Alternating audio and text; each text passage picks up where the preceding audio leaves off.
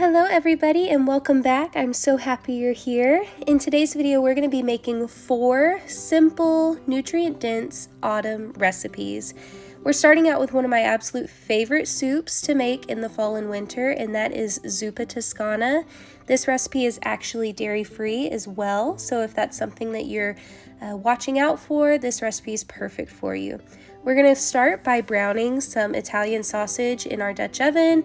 Once it's browned, we're just going to remove it from the heat, and at this point we're going to dice up an onion and put that in the Dutch oven to let that saute and just get nice and fragrant. And then once that's cooked down a little bit, we're going to be getting some fresh minced garlic and putting that in as well. You can see here I'm getting the garlic ready, and we're just going to be stirring that all together, getting that all those flavors incorporated, and it's just such a delicious smell.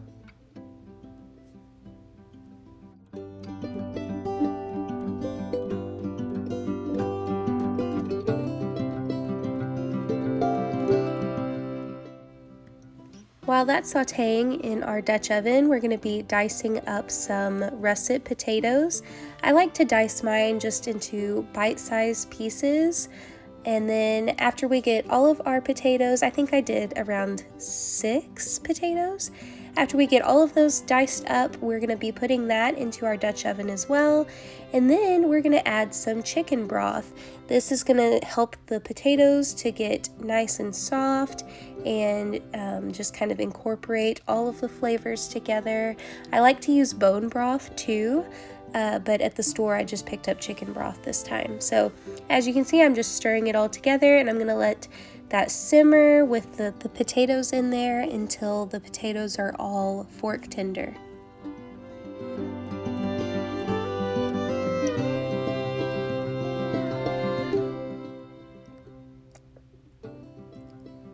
Once the potatoes are tender, I'm then going to be adding in the coconut milk to the Dutch oven.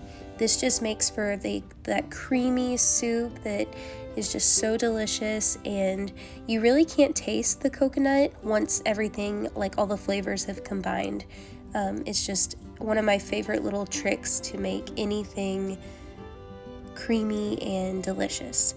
Next, I'm going to be adding in some garlic powder, and then I'm going to be putting in a few red pepper flakes. This just adds a little kick to the soup, and it's delicious.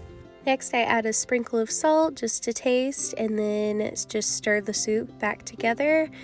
And at this point, you're going to be incorporating your Italian sausage again. Just add that back to your soup.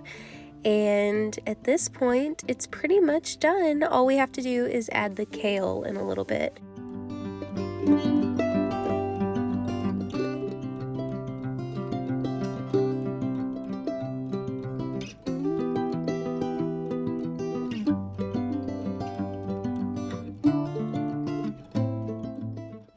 And on this night, I decided I really wanted to make some garlic sourdough bread. It was so delicious, so that I just put that in the oven, and then after I put that in the oven, I went ahead and put some kale on the soup. I don't measure this, I just put, as you can see, like 2 or 3 heaping handfuls of kale into the soup.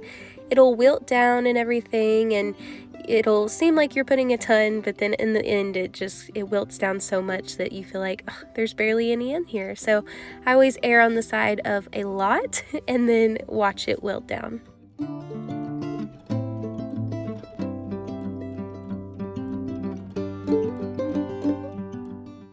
And there you have it. Once your kale is wilted down, it's ready to go. This is one of the most delicious soups, like I said. And so, yeah, I'm just going to give it one more quick stir, and then it's time to serve it up with a side of garlic bread.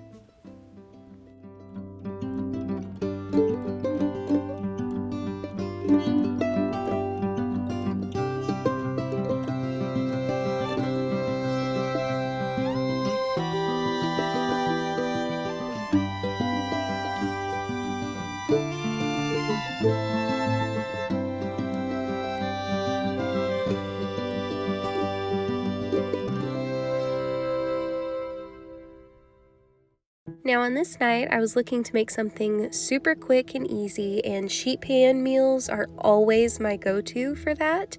So tonight I decided to make a baked ranch chicken, and this incorporated, some potatoes, some carrots, and it was just really delicious. So I started by putting the carrots on the sheet pan, and then I went to dice some of my potatoes, and I just diced them into little bite-sized pieces. And you can see some sweet potatoes on there because I made some sweet potatoes for my daughter in a separate one. She loves to snack on those, and it's just a very nourishing and delicious way to get in some veggies for her.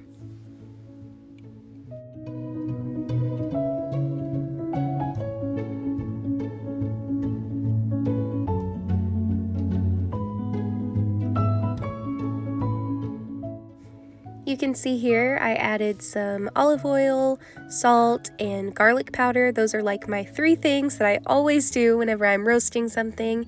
And I just kind of rub the garlic and the salt and the oil on all of the vegetables. And I'm making a space to lay the chicken down. I'm just using chicken breast, boneless, skinless chicken breast, and I'm moving the vegetables and the potatoes out of the way to make a little spot for the chicken to lay.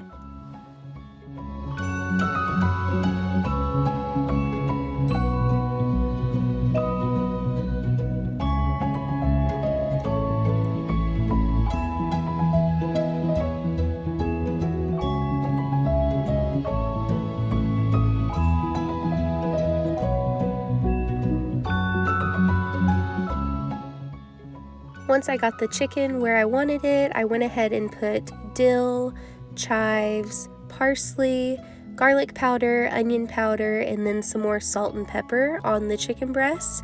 And that went ahead and acted as my ranch mix. The recipe that I'm going to put in the description actually calls for a ranch mix, but I always just do this and kind of make my own.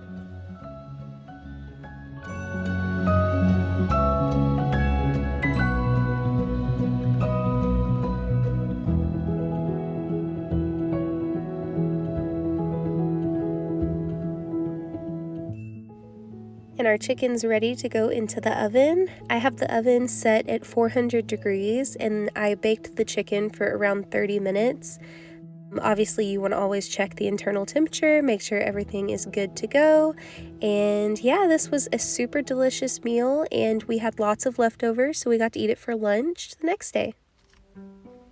This next meal is another one of those just super easy go-to meals that I like to make for my family probably once a week, just because I feel like every week there's just always a night where, all of a sudden you look up and it's 6:30 and you haven't even thought about dinner prep yet. So this is just one of my favorite meals to go to, and it's a family favorite. So I go ahead and start by dicing up some potatoes, and then I put them on a baking sheet, and I go ahead and get those in the oven to start roasting, because the potatoes are going to take the longest out of anything in this meal.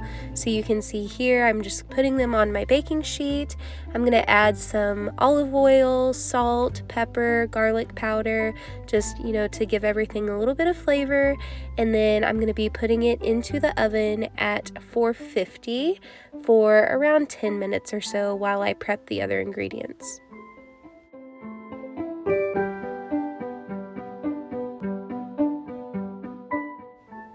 While the potatoes are roasting, I'm going to be cutting up the zucchini and preparing that to put on the sheet pan as well. I like to cut it into little circles, and then I like to cut each circle in half. And sometimes I'll cut it into fourths, but for this time I wanted to roast it a little bit longer, so I was just going to cut it in half.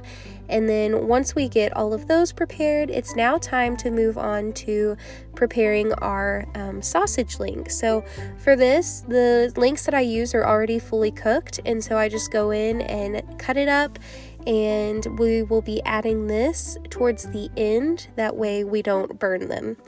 That jalapeno one that I showed in the video, oh my goodness, it is so delicious. The smell that it gave throughout the whole house, oh, so yummy. After about 10 minutes or so, I went ahead and took out the potatoes of the oven, added in the zucchini, and then I put on some more garlic powder. It's definitely one of my favorites to cook with, as well as some salt and pepper, and then I went ahead and put them back into the oven after stirring it around a little bit to let it bake a little bit longer.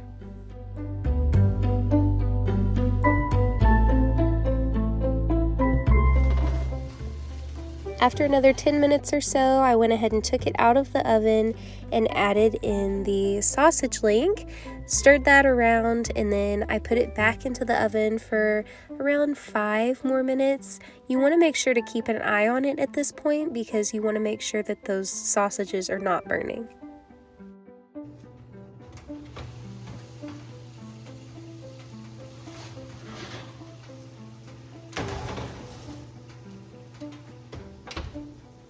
Once those sausages have cooked for just a little while, you're going to take it out of the oven and then serve it up for your family.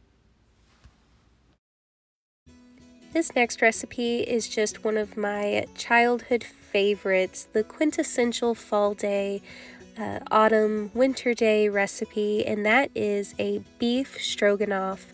This recipe uses lots of mushrooms. I'm going to be sauteing them with garlic and butter and onion, and the flavors just meld together so well, and it adds such a delicious depth to this pasta.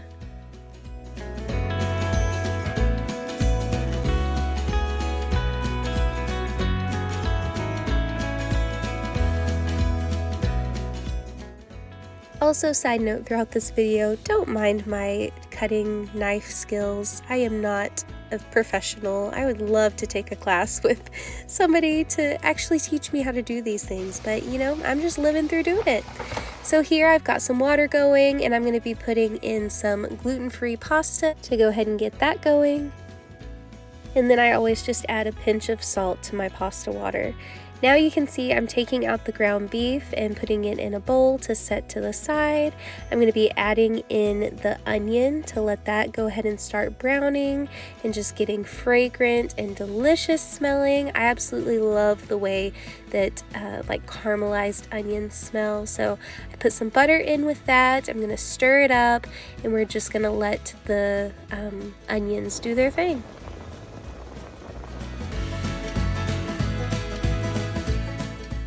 At this point, you can see I'm adding in some freshly minced garlic. Oh my goodness, I just got this mincer a while back, and it is a game changer. I love being able to add fresh minced garlic to all of the dishes that we make. So I'm adding that in, stirring it together, and then I'm going to be adding in the mushrooms, and we're just going to let that cook down for a little bit, saute, and let all of those flavors just meld together.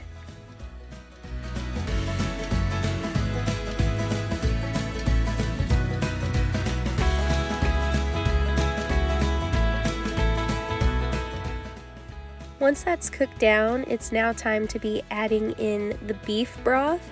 You can see I just added water because I was actually out of beef broth, but I did have a concentrate that I went ahead and just added to the cup of water, and I just did it that way this time. But normally I just use actual beef broth. I really enjoy using bone broth for this one as well. If I ever have an option, I'm always going to choose bone broth because it's just so nourishing for your body.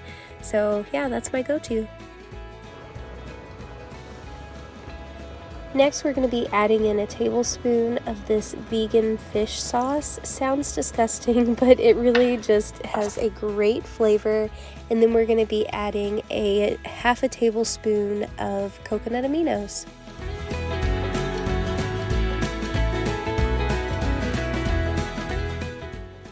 Next, I'm going to be adding in around a teaspoon of onion powder. I hardly measure things whenever I'm cooking. I just kind of add what feels right and what smells delicious. So we added onion powder, and then now we're going to be adding in some coconut milk. So just like earlier in the zuppa Toscana recipe, this coconut milk just adds to the creaminess of this pasta. And unlike in the first one, I didn't add the whole can. I just added the cream that is on the top of the can.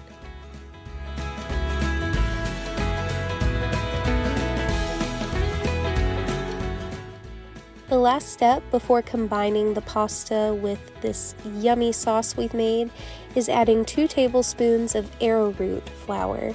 This arrowroot flour just thickens up the sauce to more of like a gravy consistency, which is just absolutely delicious for this pasta recipe. Once we've combined everything, I give the pasta a good stir, and once it's all mixed together, it's now time to add back your ground beef. Mix that together, and then it's ready to serve.